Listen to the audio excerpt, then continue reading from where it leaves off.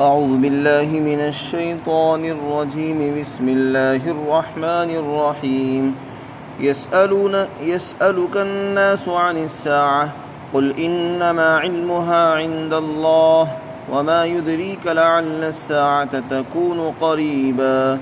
إن الله لعن الكافرين وأعد لهم سعيرا خالدين فيها أبدا لا يجدون وليا ولا نصيرا يوم تقلب وجوههم في النار يقولون يا ليتنا أطعنا الله وأطعنا الرسولا وقالوا ربنا إنا أطعنا سادتنا وكبراءنا فأضلونا السبيلا ربنا آتهم ضعفين من العذاب والعنهم لعنا كبيرا. اور لوگ آپ سے قیامت کے بارے میں پوچھتے ہیں، آپ ان کو جواب میں کہہ دیجئے کہ اس کا علم تو صرف اللہ کے پاس ہے، اور آپ کو کیا خبر ہے، عجب نہیں ہے کہ قیامت عن قریب آ جائے. یقیناً اللہ تعالیٰ نے کافروں پر لعنت فرمائی ہے، ان کو اپنی رحمت سے دور کر دیا ہے اور ان کے لیے دہکتی ہوئی آگ تیار کر رکھی ہے جس کے اندر وہ ہمیشہ رہیں گے، اس حال میں کہ انہیں نہ وہ وہاں کسی مددگار کو پائیں گے نہ کسی حمایتی کو پائیں گے. اس دن ان کے چہروں کو آگ کے اندر الٹ پلٹ کیا جائے گا تو پھر وہ اس کی سختی کو دیکھتے ہوئے کہیں گے، ہائے کاش ہم نے اللہ کی اطاعت کر لی ہوتی، اللہ کی فرما برداری کی ہوتی اور ہمیں رسول کا کہنا مانا ہوتا تو آج ایسا نہ ہوتا. اور وہ یہ بھی کہیں گے، اے ہمارے پروردگار، یہ بات حقیقت ہے کہ ہم نے اپنے بڑوں اور سرداروں کا کہنا مانا اور انہوں نے ہم کو سیدھے راستے سے بھٹکا دیا. اے ہمارے پروردگار، ان کو دوگنا عذاب عطا فرما اور ان پر لعنت فرما، بڑی بھاری لعنت. اس سے پہلی آیات میں رسول اللہ صلی اللہ علیہ وسلم کو تکلیف دینے سے روکا گیا، مسلمانوں کو تکلیف پہنچانے سے منع کیا گیا. یہاں پر اللہ تعالیٰ نے مشرکین کا مقولہ نقل کیا. مشرکین جو اللہ کے ساتھ شرک کرتے تھے، ان کا ایک عقیدہ یہ بھی تھا کہ وہ قیامت کا انکار کرتے تھے، قیامت کو نہیں مانتے تھے. قیامت کا مطلب ہے کہ اس دنیا کے ختم ہونے کے بعد اللہ تعالیٰ اس دنیا کو ختم فرمائیں گے تو پھر قیامت قائم ہوگی، اور قیامت کے بعد پھر آخرت قائم ہوگی اور آخرت کے اندر حساب اور کتاب ہوگا. تو وہ قیامت کو نہیں مانتے تھے، بلکہ وہ یہ کہتے تھے بس یہی دنیا ہے، اسی میں جو کچھ کرنا ہے کر لو اور جو کچھ کھانا ہے کھا لو، اس کے بعد مرنے کے بعد مٹی میں مل جانا ہے، کوئی حساب کتاب نہیں ہوگا، نہ کوئی پوچھ گچھ ہوگی، نہ کسی بات کا جواب دینا پڑے گا، نہ کسی عمل کی سزا ہوگی، نہ کسی بات پر انعام ملے گا. تو یہ عقیدہ جیسے ان مشرکین کا تھا، آج کے لوگوں کے اندر بھی یہ بات پائی جاتی ہے. کتنے ہی غیر مسلم ایسے ہیں جو اللہ کا انکار کرتے ہیں یا اللہ کو مانتے تو ہیں لیکن اس کے ساتھ ساتھ دیوی دیوتاؤں کو خدا کا شریک مانتے ہیں، قدرت میں، تصرف میں، طاقت میں، علم میں ان کو خدا کے برابر کا درجہ دیتے ہیں. اسی کا نام شرک ہے. اور وہ ساتھ ہی ساتھ یہ بھی عقیدہ رکھتے ہیں کہ بس جو کچھ بھی ہے اسی دنیا میں کرنا ہے، اس کے بعد کوئی دنیا نہیں ہے، اس کے بعد کوئی جنت نہیں نہ جہنم. ایسے لوگوں نے رسول اللہ سے سوال کیا بطور استہزاء اور مذاق کی. جب ان کو کہا جاتا ہے کہ دیکھو خدا سے ڈرو، ایمان لے آؤ، اگر ایمان نہیں لاؤ گے تو پھر اللہ کا عذاب آئے گا اور سزا بھگتنی پڑے گی. تو اولاً تو وہ مانتے نہیں تھے، لیکن جب ان کو ڈرایا جاتا تو استہزاء اور مذاق کے طور پر، ٹھٹے کے طور پر کہنے لگتے تھے کہ اچھا یہ تو بتاؤ کہ قیامت کب آئے گی. قیامت کے بارے میں پوچھتے یہ بتاؤ کہ متى الساعة. تو اللہ تعالیٰ نے اس کے جواب میں فرمایا کہ آپ ان سے یہ کہہ دو کہ اس کا علم آنے کا جو علم ہے، اس کا جو وقت ہے، اس کا علم صرف اللہ کو ہے، کسی اور کو نہیں ہے. یہ قیامت ایک ایسی چیز ہے جس کا علم اللہ نے کسی کو نہیں دیا ہے، اپنے پاس رکھا ہے، کب آئے گی نہیں بتایا، اس کا علم صرف اللہ کو ہے، رسول اللہ کو بھی اس کا علم نہیں ہے، نہ کسی انسان کو علم ہے، نہ کسی نبی اور پیغمبر کو علم ہے، اور فرشتے کو بھی پتہ نہیں۔ جس دن اللہ کا حکم ہوگا اس دن قیامت قائم ہو جائے گی۔ وما يدرك لعل الساعة تكون قریبا، فرمایا اور آپ کو بھی کیا خبر ہے، ہو سکتا ہے قیامت ان قریب آنے والی ہو اور جلدی ہی آ پہنچے۔ فرمایا قیامت ایک تو بہت قریب ہے اور ہر وقت ہر لمحہ اس کے آنے کا امکان اور احتمال ہے۔ یہاں سوال یہ ہوتا ہے کہ قیامت کو قریب کیوں کہا جا رہا ہے؟ اس کا جواب یہ ہے کہ قیامت تو قریب ہے ہی، کیونکہ جو چیز آنے والی ہے، سامنے سے آ رہی ہے، وہ تو قریب ہی ہو رہی ہے اور ہم اس کے پاس جا رہے ہیں، تو ہماری زندگی کا اور اس دنیا کا، اس کائنات کا ایک دن روزانہ کم ہوتا جا رہا ہے، تو گویا کہ ہم قیامت کی طرف کو چل رہے ہیں اور قیامت ہمارے قریب آ رہی ہے، ہم اس کے قریب جا رہے ہیں۔ اسی طریقے سے علماء نے لکھا ہے کہ ایک قیامت تو وہ ہے جس میں پوری دنیا فنا ہو جائے گی۔ جب قیامت قائم ہوگی، زمین اور آسمان ٹوٹ پھوٹ جائیں گے اور سارے انسان مر جائیں گے اور یہ نظام سب ختم ہو جائے گا، وہ تو قیامت کبریٰ ہوگی، اس کا ایک وقت متعین ہے، اس کا کسی کو علم نہیں سوائے اللہ کے۔ اسی طرح ہر شخص کی قیامت صغریٰ اس کا انتقال کا وقت ہے۔ کیا مطلب؟ ایک قیامت تو وہ ہے جس میں ساری دنیا فنا ہو جائے گی، اس کا ایک وقت ہے۔ اسی طرح جب انسان مرتا ہے اور مر کر ختم ہو جاتا ہے تو بس اس کی قیامت تو اسی وقت آ چکی ہے، اس لیے کہ وہ قیامت جو ہوگی وہ ان لوگوں پر ہوگی جو اس دنیا میں زندہ رہیں گے اور ان کو موت نہیں آئیں گی تو وہ قیامت کے ذریعے مر جائیں گے، اور جو لوگ پہلے ہی مر چکے ہوں گے تو بس ان کی قیامت ان کی موت کہلاتی ہے، تو اس کو قیامت صغریٰ کہتے ہیں۔ وہ قیامت کبریٰ ہے، بڑی قیامت، اور انسان کی موت یہ بھی قیامت ہی ہے، اس لیے کہ جو انسان مر گیا اس نے تو قیامت کو دیکھا نہیں، نہ وہ دیکھے گا، بس یہی اس کی قیامت ہے۔ اور دیکھو موت کا علم بھی کسی کو نہیں ہے، کب مرے گا، ہر وقت، ہر گھڑی، ہر لمحہ اس کو مرنے کا احتمال ہے کہ اب زندہ ہوں، اگلی گھڑی میں دنیا سے چلا بھی جا سکتا ہوں۔ تو اس لیے اگر قیامت کو قریب کہا جا رہا ہے تو یہ غلط نہیں ہے، بلکہ بالکل عین واقعے کے مطابق ہے، کیونکہ انسان کی موت کا بھی کسی کو پتہ نہیں اور موت بھی قیامت ہی کہلاتی ہے۔ فرمایا اور آپ کو کیا خبر قیامت آنے والی ہو، ان قریب ہو۔ خلاصہ یہ ہوا کہ قیامت کا ہر وقت احتمال ہے،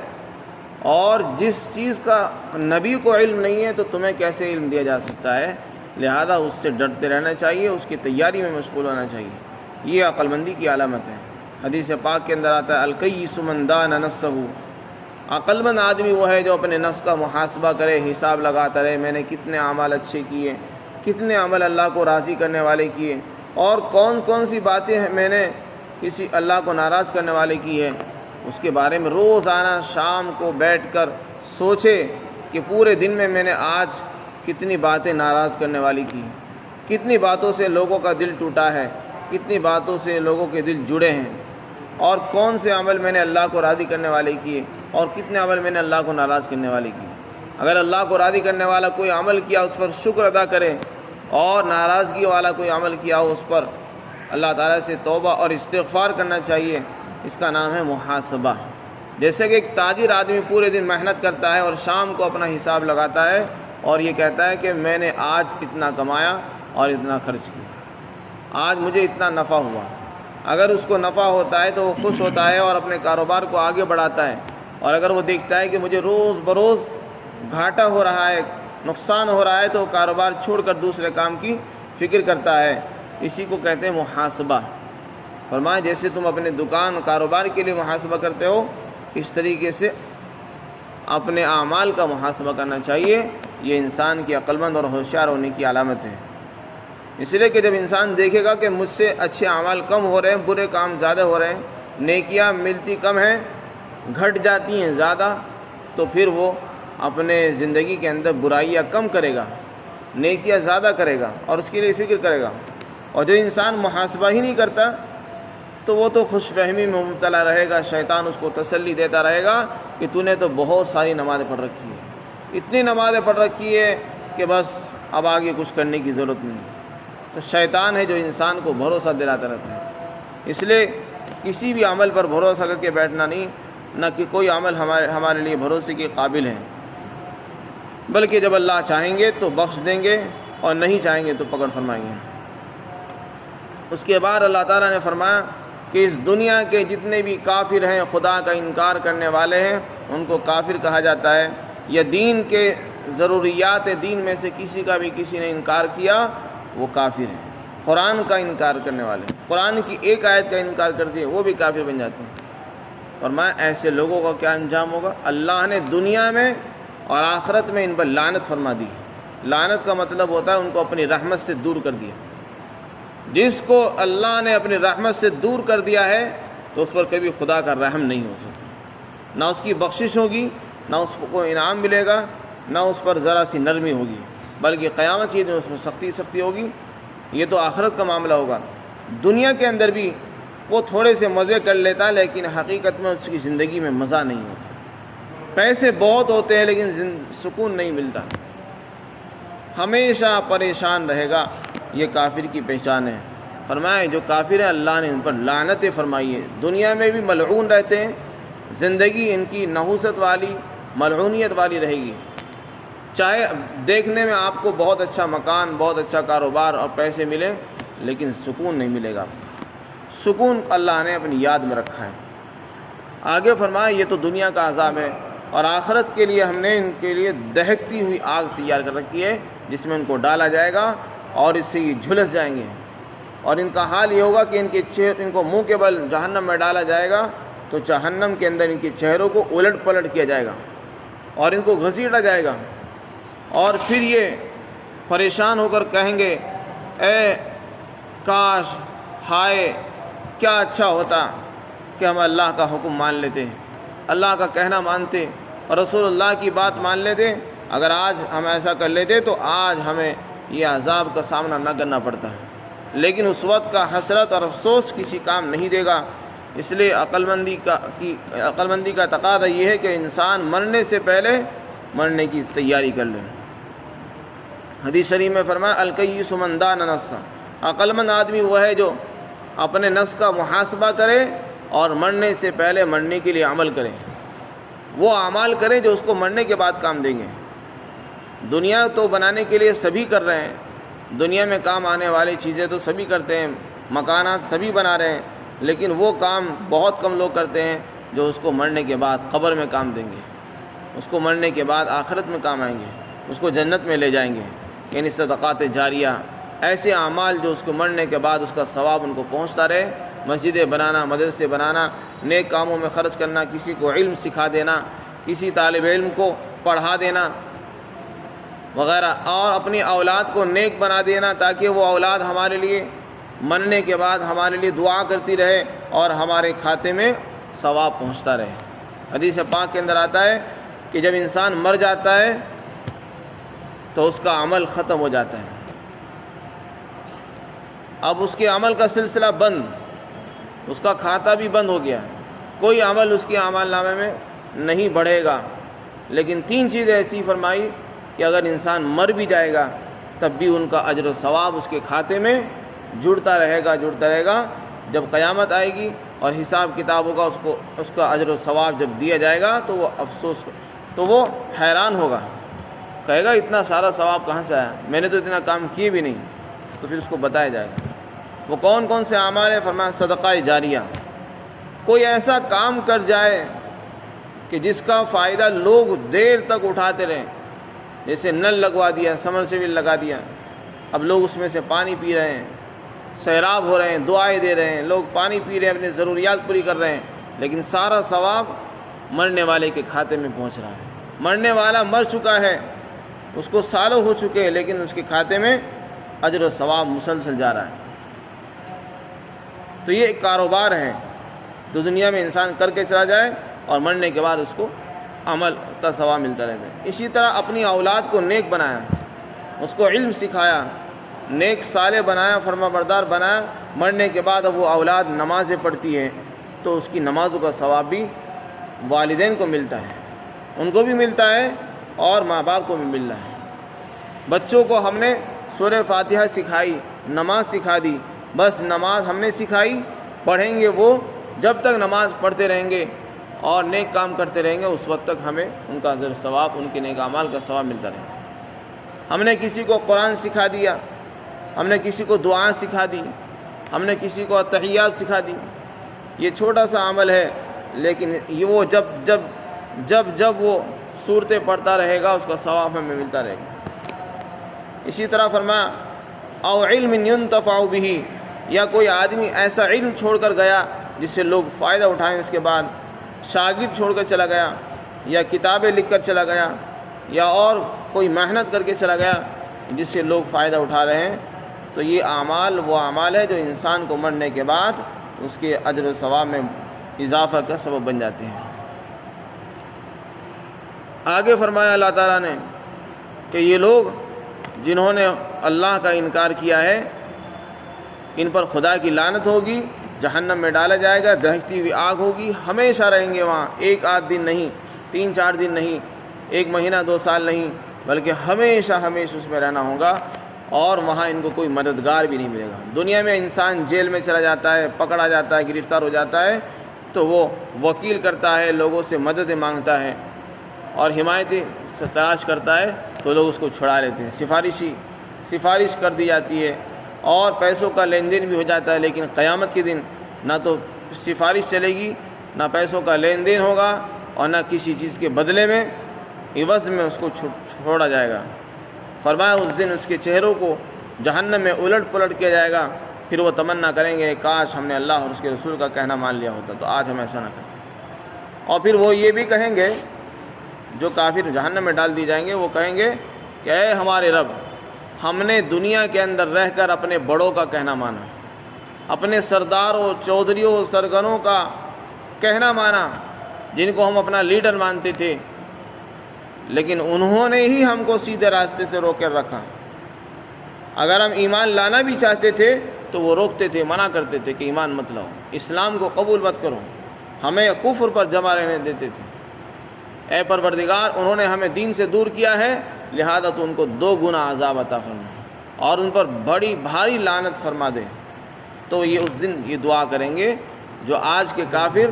خوش فہمی میں مبتلا ہیں اور اپنے بڑوں کو بہت کچھ سمجھ رہے ہیں، کل کو وہ بڑے الگ ہو جائیں گے، چھوٹے بڑوں سے الگ ہو جائیں گے، دونوں ایک دوسرے کے خلاف نفرتیں کریں گے، ایک دوسرے کو لعن طعن کریں گے، ایک دوسرے کو برا بھلا کہیں گے، لیکن اس وقت کا افسوس، اس وقت کا لعن طعن، اس وقت کی گالیاں کسی کام نہیں دیں گے۔ اس آیت شریفہ سے پتہ چلا کہ جو لوگ یہ کہتے ہیں کہ ہم تو اپنے بڑوں کے کہنے پر چل رہے ہیں، اتنا کہہ دینا کافی نہیں ہے، اور دین پر چلنے کے لیے اتنا کافی نہیں ہے کہ ہم تو اپنے بڑوں کے کہنے پر چلتے ہیں، بلکہ اس بات کی بھی ضرورت ہے کہ وہ بڑے بھی صحیح راستے پر تھے یا نہیں تھے۔ بعض مرتبہ، بہت سی مرتبہ ایسا ہوتا ہے کہ بڑے ہی غلط راستے پر پڑے ہوں، تو پھر چھوٹوں کو بڑوں کی اتباع نہیں کرنی چاہیے، بلکہ ہمیں آنکھ بند کر کسی کا کہنا نہیں ماننا، بلکہ ہمیں وہ بات ماننی ہے جو اللہ اور اس کے رسول سے ہم تک پہنچی ہے، جو بات قرآن میں یا حدیث پاک کے اندر رسول اللہ صلی اللہ علیہ وسلم سے منقول ہوتی چلی آ رہی ہے، اسی کے اندر ہماری نجات ہے، اسی میں ہماری کامیابی ہے۔ اور یہ جو اندھی تقلید کہ ہم تو اپنے بڑوں کا کہنا مانتے ہیں، یہ بات مشرکین بھی کہا کرتے تھے، ان سے کہتے تھے کہ بھائی تم ان بتوں کی پوجا کیوں کرتے ہو، مورتیوں کو کیوں پوجتے ہو، پتھروں کو کیوں پوجتے ہو؟ تو وہ کہتے تھے ما وجدنا کہ ان وجدنا علیہ آباءنا، ہم نے تو اپنے بڑوں کو اسی پر پایا ہے، کہ ہم تو اپنے باپ دادا کو اسی طرح کرتے ہوئے دیکھتے آئے کہ وہ بھی بتوں کی پوجا کرتے تھے، ہم بھی کر رہے ہیں، تو ہم اپنے بڑوں کے دین کو کیسے چھوڑ دیں؟ تو آج اکثر دنیا گمراہ اس بنیاد پر ہے کہ بس وہ اپنے بڑوں کے راستوں پر چل رہی ہے، اور بڑے چھوٹوں کو اپنے راستے پر چلا رہے ہیں، نہ بڑوں کو فکر ہے کہ ہم تحقیق کریں، نہ چھوٹوں کو اپنے آخرت کی فکر ہے کہ ہم اپنے بڑوں کے بارے میں جانچ کریں، تحقیقات کریں کہ وہ صحیح راستے پر بھی تھے یا نہیں تھے۔ کوئی کسی کے بارے میں تحقیق کرنے کو تیار نہیں، وہ گمراہ ہو رہے ہیں، وہ گمراہ کر رہے ہیں، بس ان کا بھی کام چل رہا ہے، ان کی دکان چل رہی ہے اور یہ بیوقوف بن رہے ہیں۔ لیکن جب قیامت آئے گی اس دن افسوس کریں گے، اس وقت کا افسوس کسی کام نہیں دے گا، اور کہیں گے ہمارے پروردگار ان کو 2 گنا عذاب دے دیں اور ان پر لعنت فرما، بڑی بھاری لعنت۔ لیکن اس وقت کا لعنتان بیکار بے سود ہوگا، کسی کام نہیں دے گا۔ اس لیے ضرورت اس بات کی ہے کہ جب بھی ہم کوئی عمل کریں تو اس کی تحقیقات کر لیں۔ اگر اپنے ماں باپ کو، بڑوں کو، چودھریوں کو، ذمہ داروں کو کسی کام کو کرتا ہوا دیکھیں تو ان کے کہنے پر فوراً عمل نہیں کرنا جب تک کہ اس کی تحقیق قرآن اور حدیث کے ذریعے مستند علماء کرام کے بتائے بغیر نہ ہو جائے، اس وقت تک اس پر عمل نہیں کرنا چاہیے۔ مسلمانوں کے اندر بھی بہت سی رسومات ہیں، بہت سی بری عادتیں ہیں، بہت سے برے کام چلے آ رہے ہیں، بس بڑے کرتے آ رہے ہیں اور ہم بھی ان کو دیکھا دیکھی کر رہے ہیں۔ ضرورت اس بات کی ہے کہ ہم ہر عمل کے بارے میں تحقیقات کریں، جستجو کریں اور صحیح بات معلوم کر اس پر عمل کرنے کی کوشش کرنی چاہیے۔ اللہ تعالیٰ مجھے بھی اور آپ کو بھی عمل کی توفیق عطا فرمائے۔